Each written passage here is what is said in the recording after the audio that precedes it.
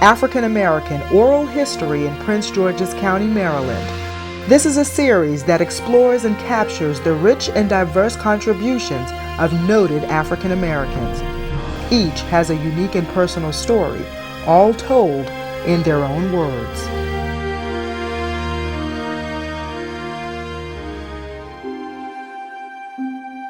My name is Lucy Warr, and this is my oral history.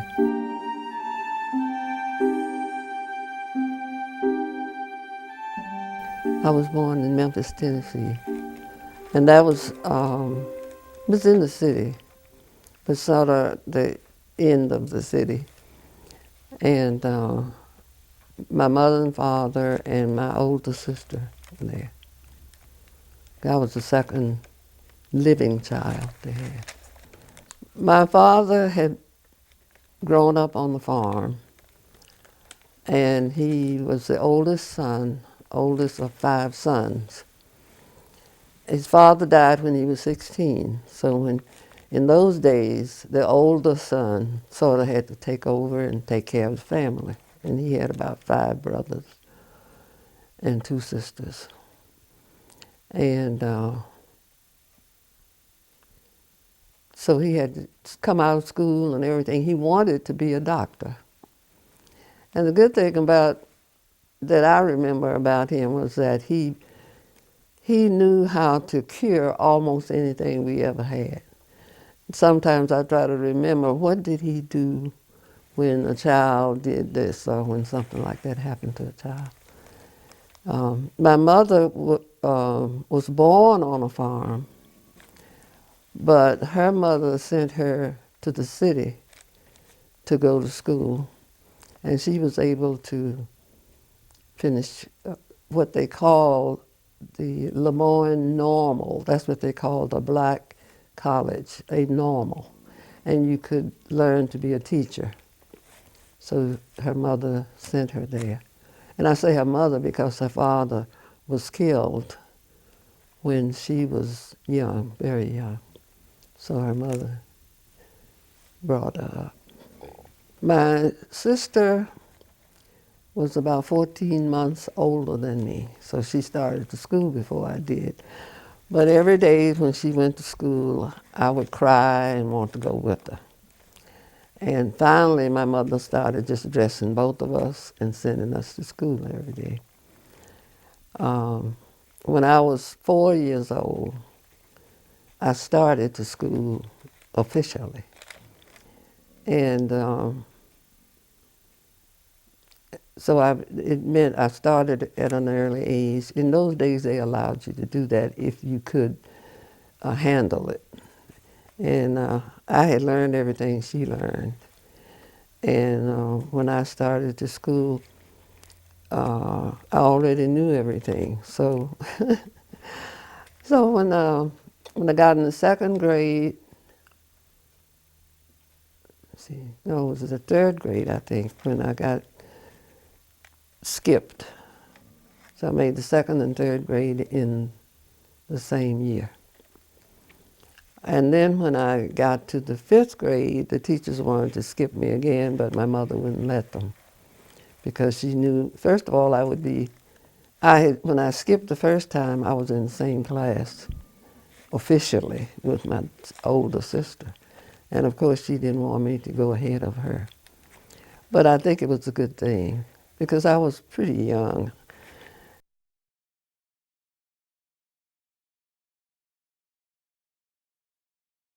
First of all, I learned about hard work.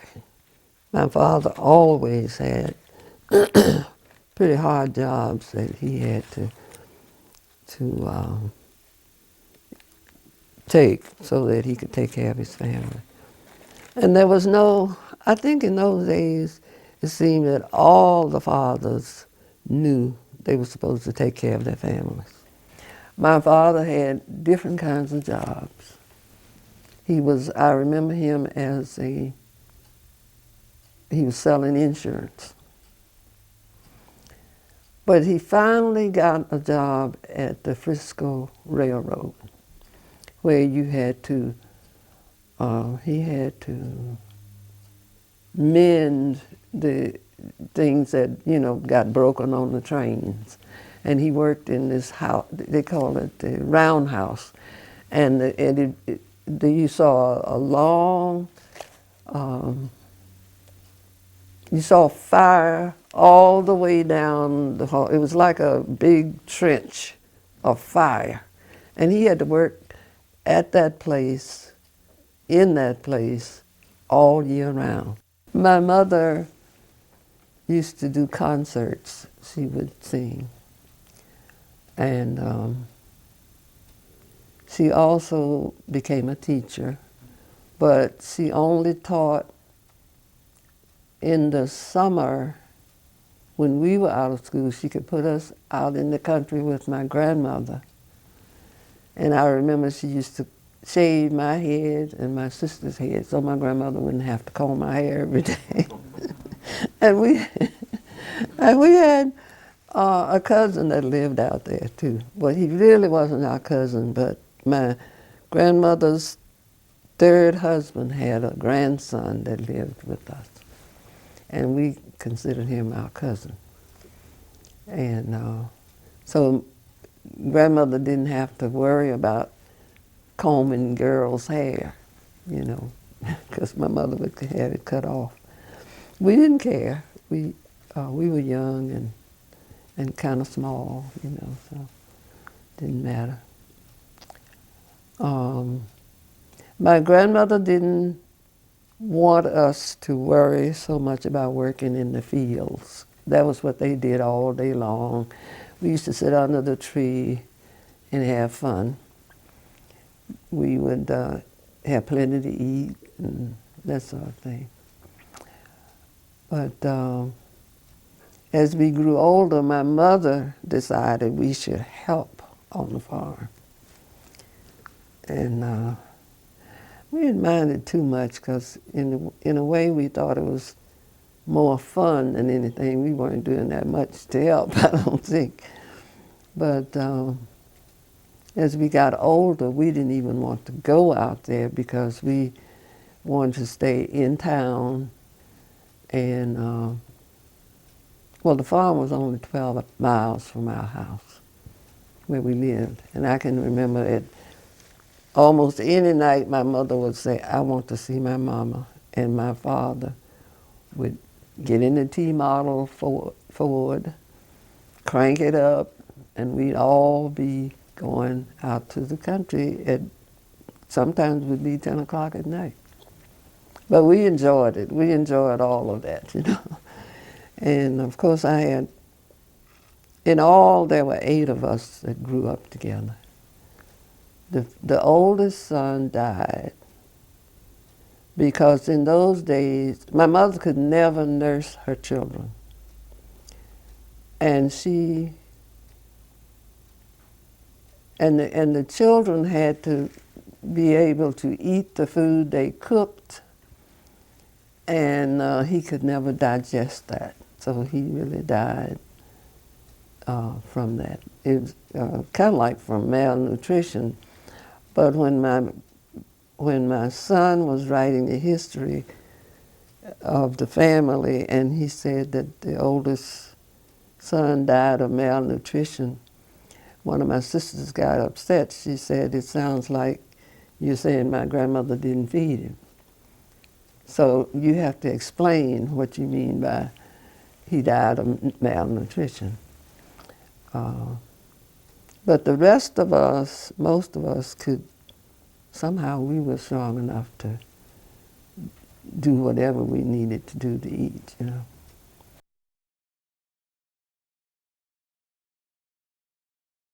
Well, we always had to go to church on Sunday. And in those days, the churches would have funerals on Sunday if there was somebody they had to bury.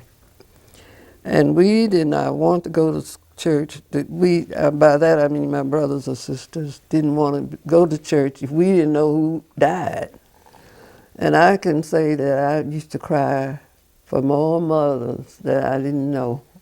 Because when their family would start crying, I'd start crying. And I wouldn't even know the woman that died. But we had to go to church.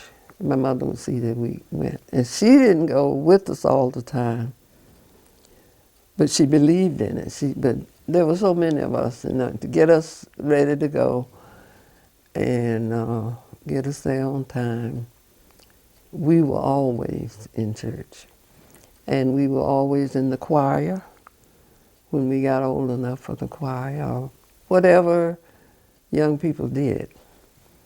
And we were Baptists at that time. Well, you graduated from the 8th grade and you went to high school. And my sister and I went to high school in Memphis the first year of high school. By that time, my mother had been asked to be a social worker. In those days, you didn't have to have a degree for that. Well, she had a degree from the normal, so they asked the wife of the Episcopal minister, black Episcopal minister. We had one black Episcopal church in Memphis at that time. And they asked her if she knew anybody that she thought would be a good social worker for the black people. And she said, oh yes, and she named my mother. But my mother had learned how to drive the Ford, the T-model. And so she started taking us out in the country, out of Memphis to a high school. So that meant we only went to high school in Memphis 1 year, and we spent the rest of it in Whitehaven, Tennessee, which was a good distance from our home, but my mother, that's where she worked. That's where her territory was for social work. And she used to drive us out there to school and go to work. And then she'd come back and pick us up in the evening. So we spent 3 years in high school in outside of Memphis. She had found out that that particular high school, that part of Tennessee, that was Whitehaven, Tennessee, was part of the Shelby County, which Memphis was part of also. And she had found that it was the only A-rated high school in Shelby County. Now, no, the people from Memphis don't like to hear that because they felt that some of their schools were, better. But anyway, she took us out there, and we really enjoyed it. And being from the city, we were city kids, and they were, you were just sort of special. And so we really enjoyed it. The funny thing about that is I first really saw and met my husband because when you graduated out there, they didn't have proms. They had a big dinner. And you still wore your evening dresses and stuff like that. So one of the teachers who lived in the city brought 2 or 3 young fellows to the dinner. And one of them was my future husband, which I had no idea about. And I didn't even remember meeting him. But I remembered the name and I wasn't interested in anything like that. So anyway, we graduated, and I went to Lemoyne, and he went to Lemoyne. He lived not far from Lemoyne College. I lived on the other side of the city of Memphis and had to ride the streetcar to school every day. The interesting thing was, transportation in the South was segregated. You could you ride on everything, but you had to ride in the back. And I learned shortly after we started to Lemoyne, that when we got on the Lemoyne bus, which was called Walker Avenue bus, there was nothing on there but college students, and we took over the whole bus. So, you know, that was interesting, you know. I majored in sociology. I had learned from my mother's work as a social worker. She used to let me help her with her records.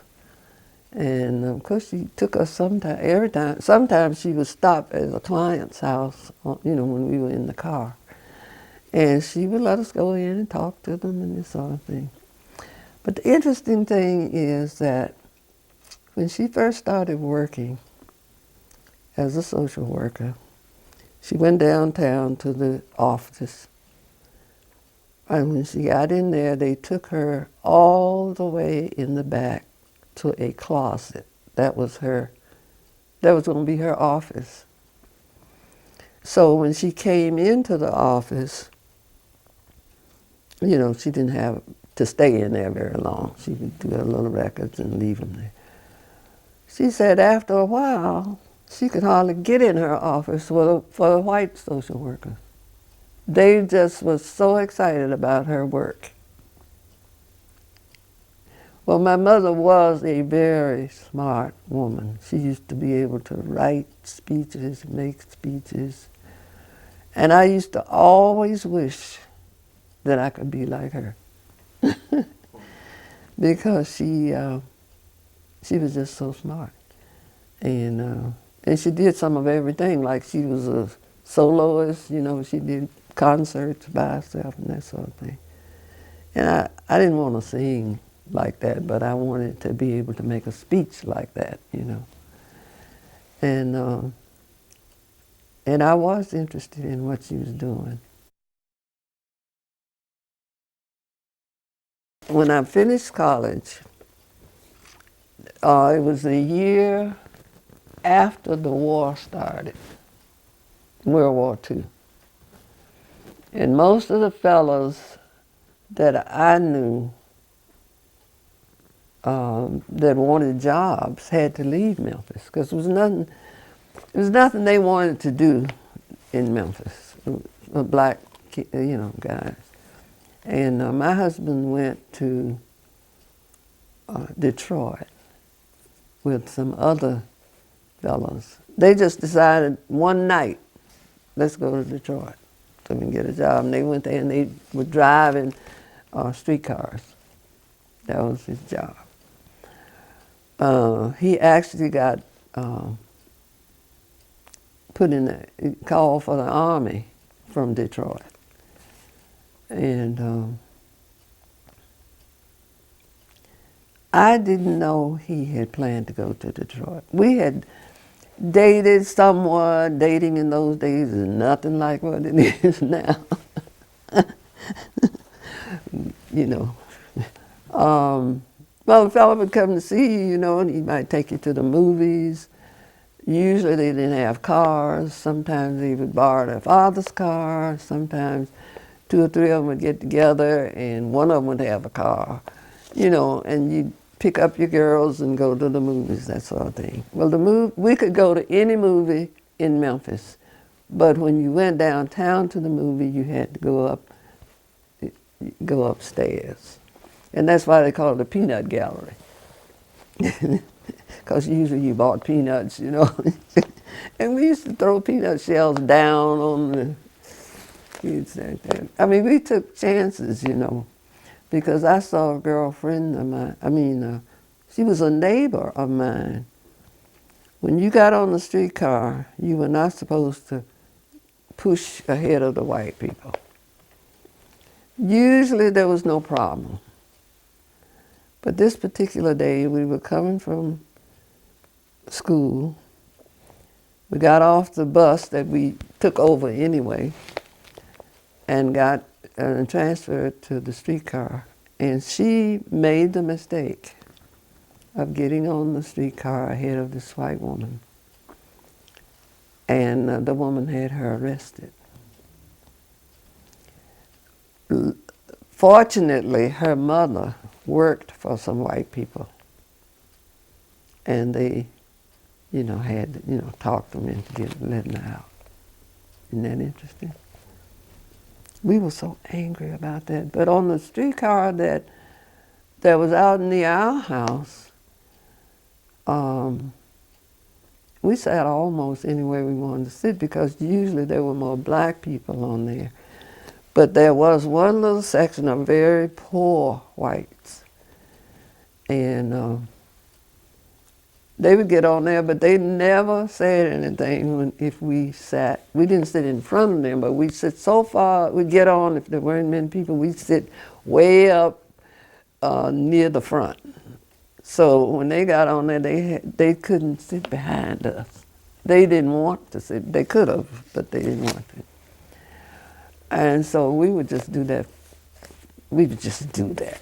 I don't say for meanness, but maybe it was. And but when I finally graduated from college, they had started giving exams in different states to, so you could, if you passed it in different things, you could come to Washington and work. Well, my father had been in World War I, and he had been stationed near Washington. And he didn't want me to come. I had passed the test, and there was no way I wasn't going to come. And but the test, I didn't know that the job was like the lowest, next to the lowest paying job. But in those days, you could live with that. I mean, if it's like you made something like $1,600 a year. The salaries were that low, but you could live. We paid our room rent and bought our food. And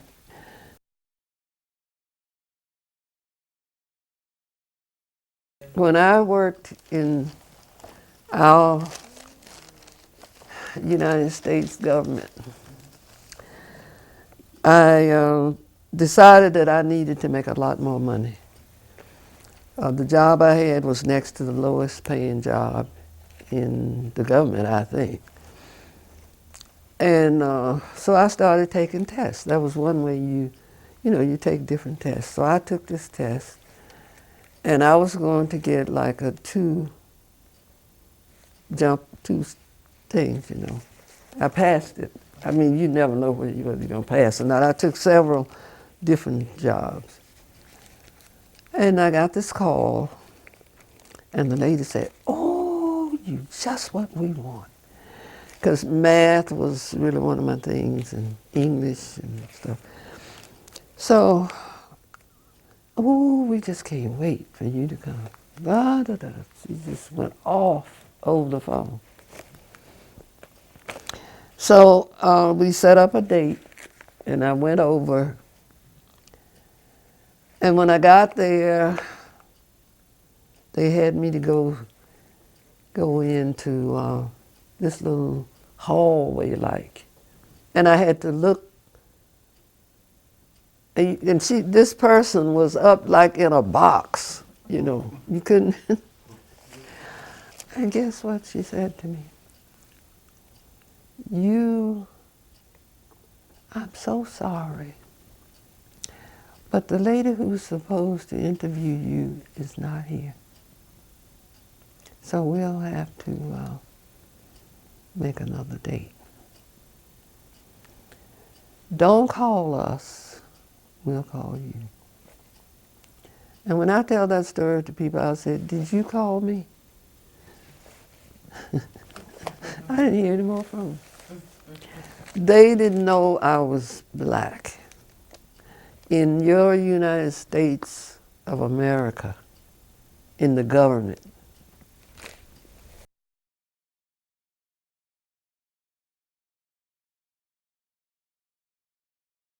my husband came home at the end of the war, and I was living in Washington. And we decided we needed to buy a home. We had always lived in our own home.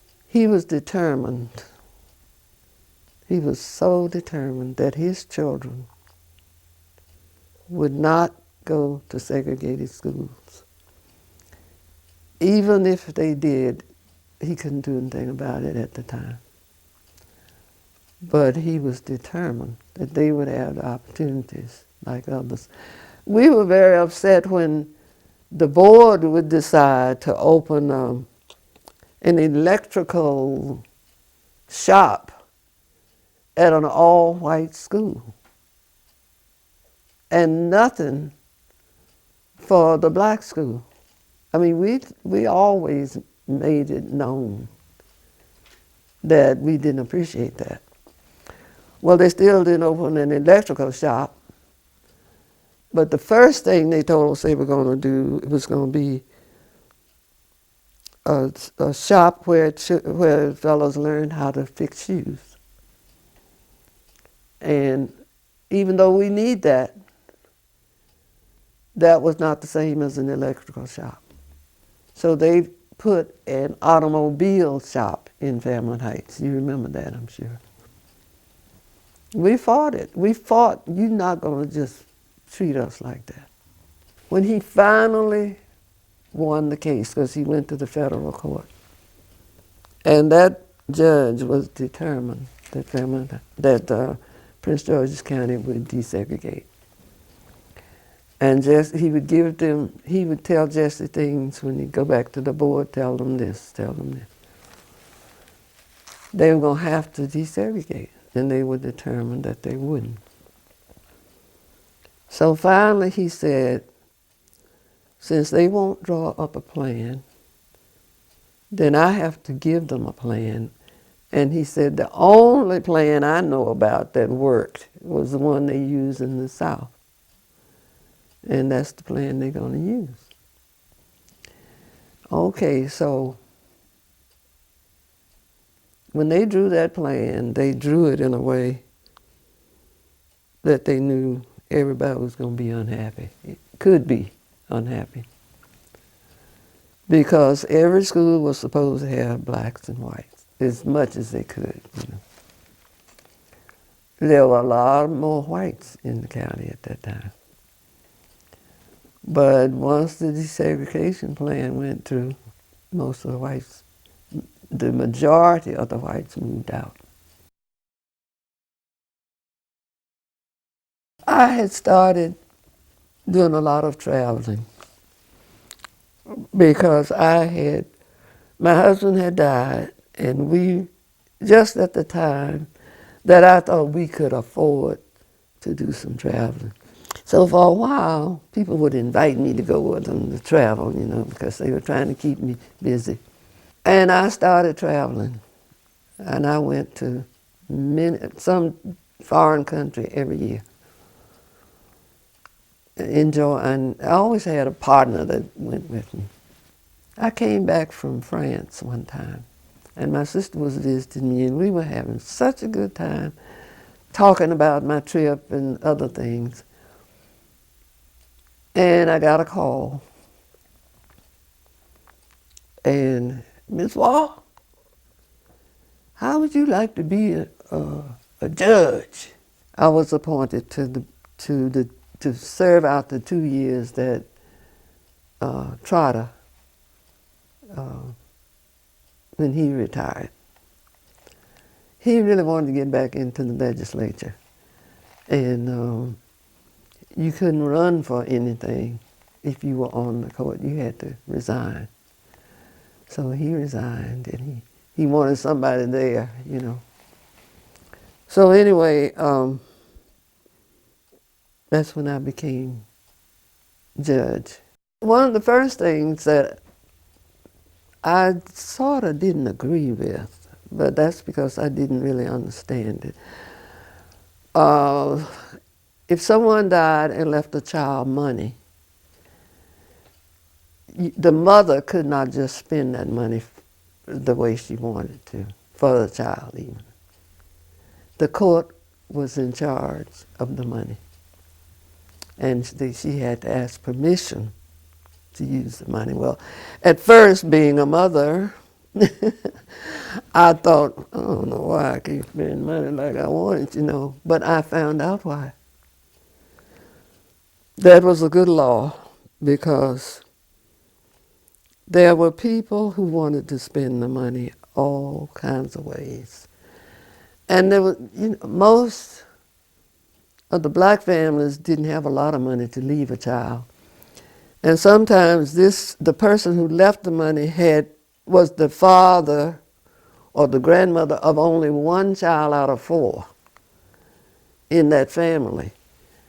And the money had to be spent for that child.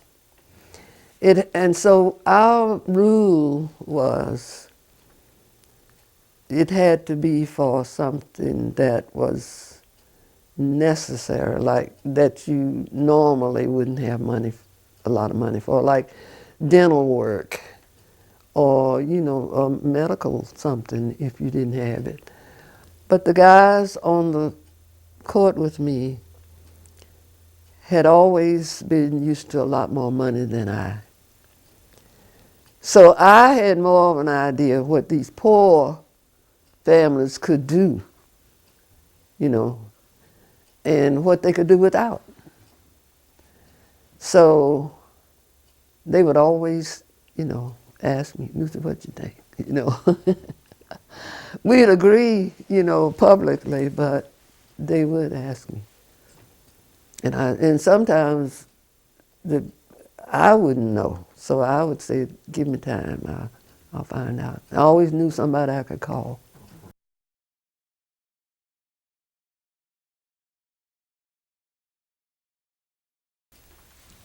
Well, I was thinking that my greatest challenge was trying to get through 4 years of college, trying to have the money to get through 4 years of college. And my mother and father were leaders in their community. And I think that's where I got a lot of, I enjoyed doing things in the community, and I was determined that my children would have certain things in life. They were all going to college, and I didn't have the first nickel for them to go, but I knew they were going.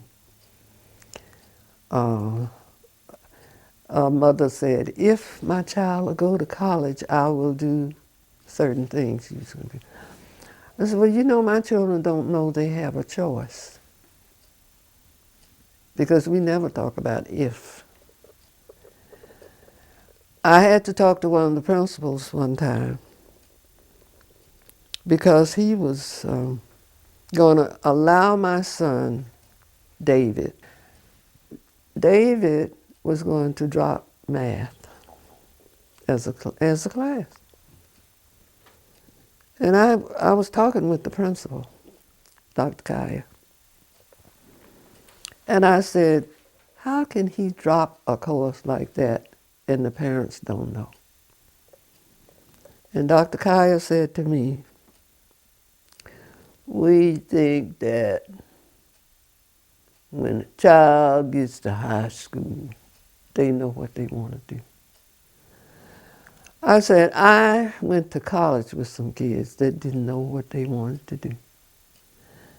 And my child had better not drop math. He was good in math. But he came home one day without his math book, and I said, where's your math book? And he said, oh, it's at school, but I'm going to drop that anyway. That's the way I found out.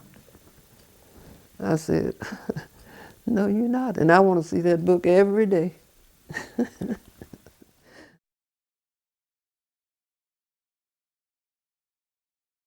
My grandmother went to school, she probably had about 4th grade.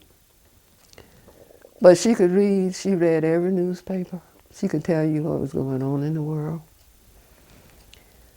And sometimes we would be talking and we'd say something incorrectly.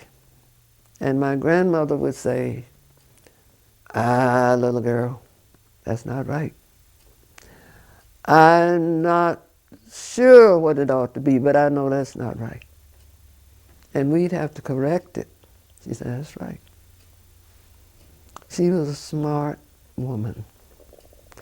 So I came from a line of smart people, so I had to try to be smart. And there were times when I wished I could be as smart as my mother was. I think she did inspire me. I knew my father was smart, but because of the kinds of things he had to do to take care of his family. And in those days, men believed they were supposed to take care of their children and their wives, because very few wives had jobs.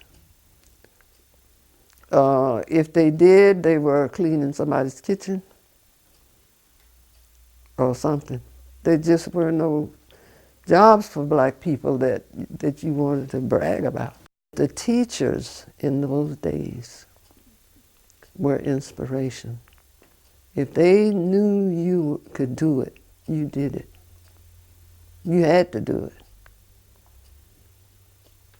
I'm not so sure that's true today. So with my parents, my mother, and